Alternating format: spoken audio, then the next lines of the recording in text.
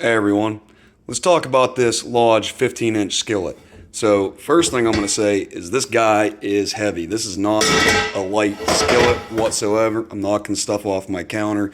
You know, it's a hefty pan. Now this one in particular, I actually found outside. It had been outside for years. It was completely covered in rust. I stripped it down, I re-seasoned it, and I use it all the time. And what's great about it is I have 3 kids, so cooking enough food in one little pan doesn't really work, but I have no problem using this. And even though you're not supposed to cook sticky foods and stuff like that in it, like I'll do a double pack of hamburger helper, and I have no problem cooking all of it in this pan and feeding everybody in one shot.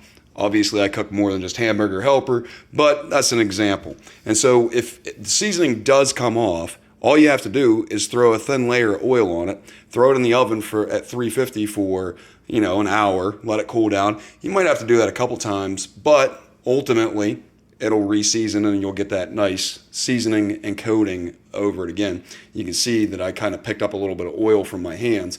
Now, you don't have to use oil. You can use fat. You can use vegetable oil. I use grapeseed. Olive oil works. Grapeseed, vegetable fats, cooking bacon and stuff like that in here is great. And I hear a lot of complaints about, cleaning it and that you need to boil water, that you need to throw salt in there and all this other stuff. But to be honest with you, whenever I cook anything, even if it's sticky, I just use one of these little Lodge scrapers and then take my Scrub Daddy, wipe it out. I'll use a I'll use a microfiber cloth just to make sure I'm not getting anything in the pan and stick in there.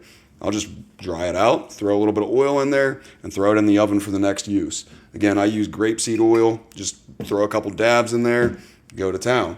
But another thing that I really love about these pans is that I use metal utensils all the time. It's no problem.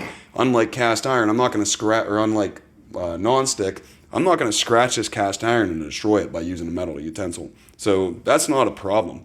And I take this pan, not only do I use it here, I take it outside, I throw it on the campfire, I'll throw it in the oven. I have cooked pizza in this more than once, just constantly throwing whatever I can in here and going to town. So if you haven't tried it out, this is a good hefty pan.